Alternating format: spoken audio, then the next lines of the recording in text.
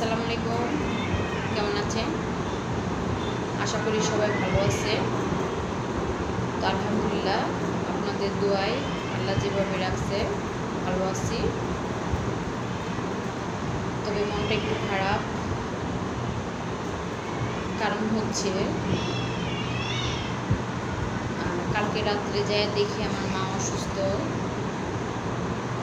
তো তার গরমে আসলে তার নানান সমস্যা দেখা দেয়।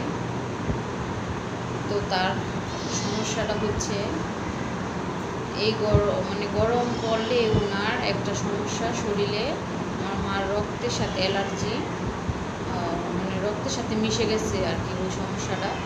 তো আমার মা সুই নেয়, গরম আসলে তিনটা সুই কমপ্লিট করতে হবে, আর তা না হলে পুরো শরীর চুলকাবে।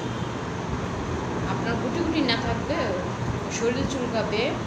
আর এদারিং দেখতেছি যে ঘামাচির মতোই এটা কি যেন উঠছে পুরো শরীরে, মানে ঘামাচি তো ছোটো ছোটো, এটা বড় বড় উঠে পুরো শরীর চুলকায়, সে অস্থিরতা ভাব করে।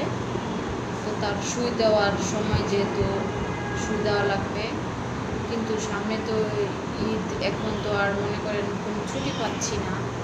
ঈদের ছুটি ছাড়া সময়ও দিতে পারবো না, নিয়ে যাইতেও পারবো না। তো আমি ছাড়া একা যাইতেও পারবে না। তো আর 3-4 দিন কষ্ট করতে হবে। তো খুবই অবস্থা খারাপ। উনি ফ্যানের নিচে যাইতে পারে না যখন এই সমস্যা দেখা দেয়। আর বোঝেনি তো, ফ্যানের নিচে না গেলে গরম কি সহ্য করার মতো না। একটা মিনিটের জন্য বাইরে বের হওয়া যায় না ফ্যানের নিচে দেখা। ফ্যানের নিচে অলরেডি শরীর ঘামে ভিজে থাকে, বাইরে যাবে কিভাবে বলেন? তো মাশাল্লাহ কইরা যখন প্রচণ্ড গরম পড়ে তখন একটু কারেন্টটা কম যায়। তো আমার অলরেডি দেখেন এই গরমে মুখের মধ্যে ওই যে গুঁটো উঠে গেছে, এটা গরমের জন্য। কিন্তু প্রচুর পরিমাণ পানি খাচ্ছি। তো আল্লাহর কাছে দোয়া করতেছি আল্লাহ যেন সুস্থ রাখে। একবার অসুস্থ হলে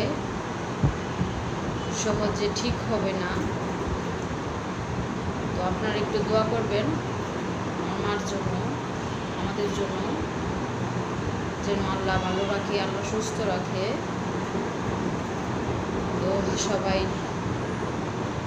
নিজের খেয়াল রাখবেন, এই গরমে নিজের যত্ন নেবেন, বেশি বেশি পানি খাবেন। কার কখন বিপদ হয়ে যায় বলা যায় না। আর যাও মানে আশা করছিলাম, যেহেতু আমি বাড়ি যাওয়ার জন্য মানে মন দেখা না, এমনি আশা ছিল যে যাব, যদি ওইভাবে করতে পারি যাব। কিন্তু ভাই এত গরম, আমি ঢাকায় সহ্য করতে পারতেছি না। আমি জার্নি করবো কীভাবে? তো আমার পক্ষে মনে হয় সম্ভব না যাওয়াটা। তো সবাই ভালো থাকবেন, আমাদের জন্য দোয়া করবেন, আপনারাও ভালো থাকবেন। আর আমার চ্যানেলটা যে যেখান থেকে দেখবেন প্লিজ সাবস্ক্রাইব করবেন, লাইক করবেন, কমেন্ট করবেন, শেয়ার করবেন, আর আমাকে সাপোর্ট করবেন। আর আমার ভিডিও যদি কোনো ভুল হয়ে থাকে প্লিজ ক্ষমা দৃষ্টিতে দেখবেন, ক্ষমা করাই হচ্ছে মানুষের কাজ।